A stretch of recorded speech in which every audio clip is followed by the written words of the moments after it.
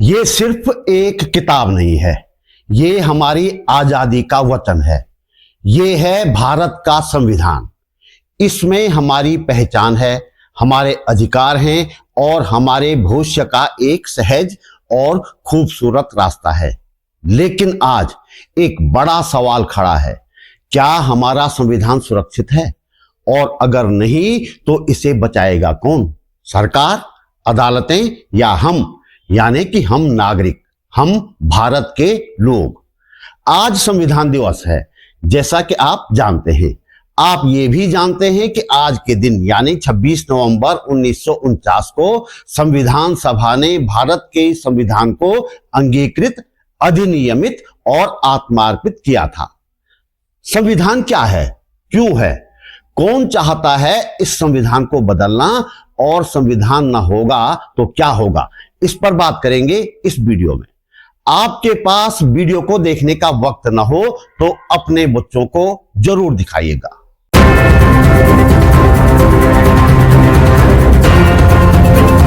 नमस्कार, बात बोलेगी पर आपका स्वागत। मेरा नाम है त्रिलोचन भट्ट और मैं करता हूं जन सरोकारों की बात। बात बोलेगी चैनल नहीं, एक आंदोलन है। एक ऐसा आंदोलन जो घोर आर्थिक संकट के बावजूद दृढ़ता से चलाया जा रहा है। इस आंदोलन को आपसे आर्थिक सहयोग की उम्मीद है।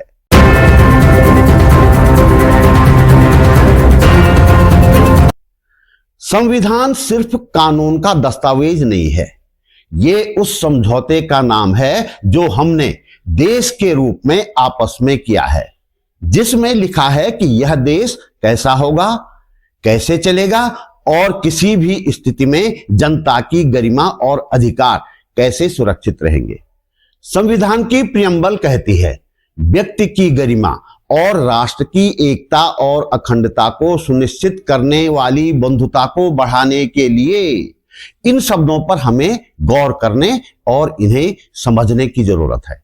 बंधुता के बिना न हमारी गरिमा बची रहेगी एक नागरिक के रूप में, और न राष्ट्र की एकता और अखंडता को हम सुरक्षित रख पाएंगे। भारत के संविधान की सबसे बड़ी खूबी है कि ये जनता द्वारा, जनता के लिए और जनता का निर्माण है। भारत के संविधान की 5 मूल शक्तियां हैं। पहली शक्ति है समता का, समानता का अधिकार। देश में कोई ऊंचा नीचा नहीं है, न धर्म के आधार पर, न जाति के आधार पर, न स्त्री या पुरुष होने के कारण, और न ही किसी क्षेत्र विशेष में जन्म लेने के कारण। दूसरी शक्ति है स्वतंत्रता का अधिकार। बोलने की स्वतंत्रता, सोचने की स्वतंत्रता, कहीं भी आने जाने और रहने बसने की स्वतंत्रता, किसी भी धर्म को मानने की स्वतंत्रता और किसी भी तरीके से अपने ईश्वर को, अपने आराध्य की उपासना करने की स्वतंत्रता। तीसरी शक्ति है न्यायपालिका की स्वतंत्रता। सरकार भी संविधान के ऊपर नहीं है। सरकार कुछ असंवैधानिक करती है तो उसे भी कोर्ट में चुनौती दी जा सकती है और कोर्ट सरकार को अपना निर्णय बदलने के लिए बाध्य कर सकता है। भारत के संविधान की चौथी शक्ति है संघीय ढांचा। केंद्र सरकार भी होगी और राज्य सरकार भी, दोनों की देश पर साझा सत्ता होगी। दोनों के काम क्या क्या होंगे यह भी संविधान में स्पष्ट है। और 5वीं शक्ति है संविधान में संशोधन की व्यवस्था। यह व्यवस्था इसलिए की गई है ताकि समय के साथ और जरूरत के मुताबिक संविधान में बदलाव हो सके।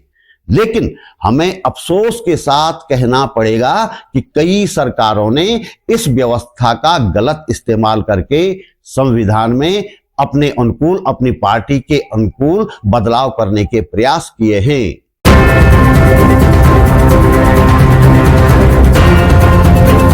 हमारी प्रियम्बल कहती है कि भारत होगा सार्वभौमिक यानी सोवेरियन, किसी का गुलाम नहीं, अपने फैसले खुद करेगा बिना किसी बाहरी दबाव के। समाजवादी यानी सोशलिस्ट, इस शब्द को आज सत्ता के लोगों ने गाली बना दिया है, लेकिन सोशलिस्ट का अर्थ है देश के नागरिकों में संसाधनों का न्यायपूर्ण बंटवारा। धर्मनिरपेक्ष यानी कि सेकुलर, ये शब्द भी आज गाली बनाया जा चुका है। सेकुलर का अर्थ है देश का कोई धर्म नहीं है, किसी धर्म को कोई विशेषाधिकार प्राप्त नहीं है। लोकतांत्रिक यानी कि डेमोक्रेटिक, इसका मतलब हुआ कि देश की सत्ता किसी नेता या किसी पार्टी के हाथ में नहीं, जनता के हाथ में होगी। जनता ही किसी नेता या पार्टी को वोट देकर कहेगी कि जाओ 5 साल देश चलाओ या राज्य चलाओ। गणराज्य को अंग्रेजी में कहेंगे रिपब्लिक। भारत देश किसी व्यक्ति या वंश की बपौती नहीं होगा, यहां संविधान ही सर्वोपरि होगा। हमारा देश न्याय, स्वतंत्रता, समानता और भाईचारा जैसे मूल्यों पर खड़ा होगा।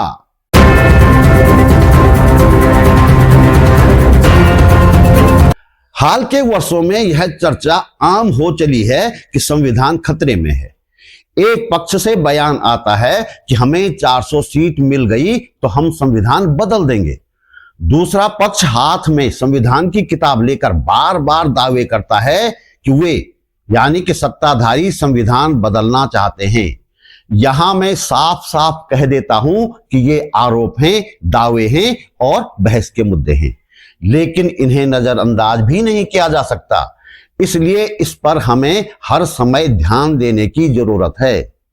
हमें संविधान में किए जाने वाले हर बदलाव पर नजर रखनी होगी और नेताओं के हर भाषण को संवैधानिक मूल्यों की कसौटी पर तौलना होगा।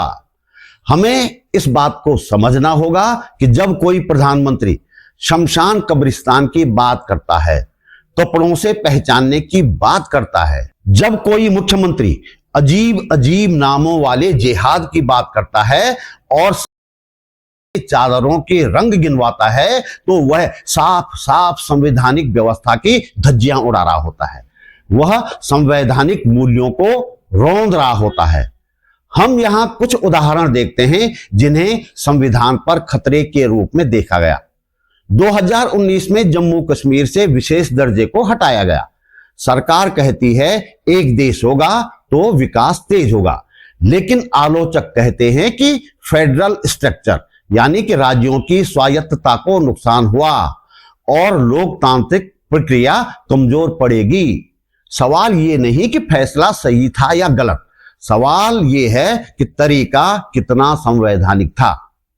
नागरिक कानून यानी कि CAA सिटीजन अमेंडमेंट एक्ट, सरकार कहती है यह कानून पड़ोसी देशों में धार्मिक उत्पीड़न झेल रहे लोगों को मदद देता है, लेकिन आलोचक पूछते हैं कि अगर संविधान समानता की गारंटी देता है तो नागरिकता का आधार धर्म कैसे हो सकता है? लोकतंत्र में सरकार से सवाल करना अपराध नहीं, जिम्मेदारी है, लेकिन पत्रकारों, छात्रों, एक्टिविस्टों और विरोध करने वाले समूहों पर UAPA सेडिशन और कई सख्त कानून लगाए जाने की आलोचना होती रही है। सरकार से सवाल पूछने वालों को देशद्रोही करार दिया जाता है। UAPA जैसे कानून आतंकवाद से निपटने के लिए बनाए गए हैं, लेकिन पुलिस की फाइलें बता रही हैं कि कई ऐसे लोगों को इस कानून के तहत जेलों में बंद कर दिया गया है जो संवैधानिक दायरे में सरकार से सवाल पूछ रहे थे।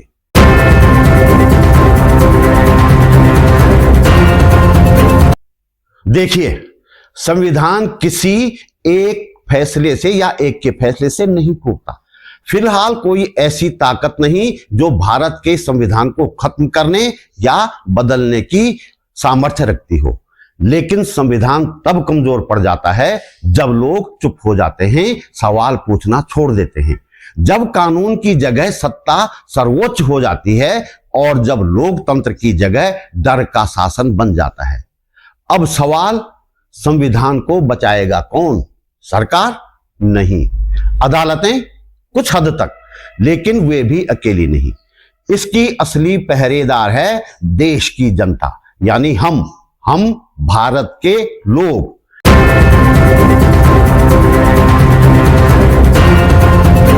यदि आप भी चाहते हैं कि हमारे देश में संविधान बचा रहे, लोकतंत्र जिंदा रहे, तो कुछ कदम आपको भी उठाने होंगे। और फिर कह रहा हूं, आपके पास समय न हो तो अपने बच्चों से ये काम अवश्य करवाइए ताकि वे भविष्य के अच्छे नागरिक बन सकें। संविधान पढ़िए, जो दस्तावेज आपको आजादी देता है उसे जानिए। संविधान के बारे में ज्यादा से ज्यादा जानने का प्रयास कीजिए। सवाल पूछिए, सरकार से सवाल पूछिए कि वो क्या कर रही है, और विपक्ष से भी पूछिए कि वह सवाल क्यों नहीं पूछता। आरटीआई का इस्तेमाल कीजिए। सूचना का अधिकार भारत की जनता के हाथ में एक ऐसा हथियार है जिसे हम सवाल पूछने के लिए इस्तेमाल कर सकते हैं। एक तरह से यह लोकतंत्र की ऑक्सीजन है। हालांकि इसे भी कमजोर करने के प्रयास हुए हैं हाल के सालों में। स्वतंत्र प्रेस का समर्थन कीजिए। आज जब मेन स्ट्रीम मीडिया, जिसे हम कहते हैं, वह लगातार सत्ता के गुणगान करने में व्यस्त है, सांप्रदायिक एजेंडे की वाहक बन गई है, तो हर नागरिक का अधिकार है कि वह सच्ची पत्रकारिता को समर्थन दे, क्योंकि पत्रकारिता लोकतंत्र का प्राण है, लोकतंत्र की सांस है। शांति से विरोध कीजिए। विरोध करना हमारा अधिकार है, लेकिन विरोध का शांतिपूर्ण होना जरूरी है। किसी भी विरोध में हिंसा की कोई जगह नहीं होती। विरोध नागरिकों को जागरूक करता है, संविधान को बचाता है, और हिंसा संविधान को कमजोर करती है। यह बात हमें गांठ बांध लेनी चाहिए। कानूनी संसाधनों का इस्तेमाल कीजिए। संविधान हमें सामाजिक, आर्थिक और राजनीतिक न्याय का अधिकार देता है। जहां आम नागरिकों के इन अधिकारों का हनन हो रहा हो, वहां हमें अदालतों में पिटीशन फाइल करनी चाहिए, न्यायिक समीक्षा करनी चाहिए, और सामुदायिक कानूनी साक्षरता का प्रचार करने का भी प्रयास किया जाना चाहिए। युवा पीढ़ी को संवैधानिक शिक्षा जरूर देनी चाहिए। संविधान सिर्फ किताब नहीं, आने वाली पीढ़ियों की सुरक्षा है। आने वाली पीढ़ी देश की एक अच्छी नागरिक बने, इसलिए जरूरी है हर युवा को संवैधानिक मूल्यों की शिक्षा दी जाए। यह वीडियो इसी प्रयास का एक हिस्सा है। वोट करें और लोकतंत्र में भागीदारी बढ़ाएं। सबसे जरूरी है वोट डालना, लेकिन किसी लालच में नहीं, जाति और धर्म देखकर नहीं। मानवता, लोकतंत्र, न्याय और भाईचारे को ध्यान में रखकर वोट करें। यह भी याद रखें, जो राजनीति को छोड़ देता है, राजनीति उसे कहीं का नहीं छोड़ती। अंतिम बात, संविधान सिर्फ पन्नों में नहीं, यह हर उस नागरिक में जिंदा है जो अन्याय के खिलाफ खड़ा होता है, जो बराबरी में विश्वास रखता है, जो अपने अधिकारों के साथ अपनी जिम्मेदारियां भी समझता है। और याद रखिए, देश संविधान से चलता है, सरकारों से नहीं। संविधान सरकारें चलाता है, सरकारें संविधान को नहीं चलाती। संविधान तब तक सुरक्षित है जब तक नागरिक जागरूक हैं।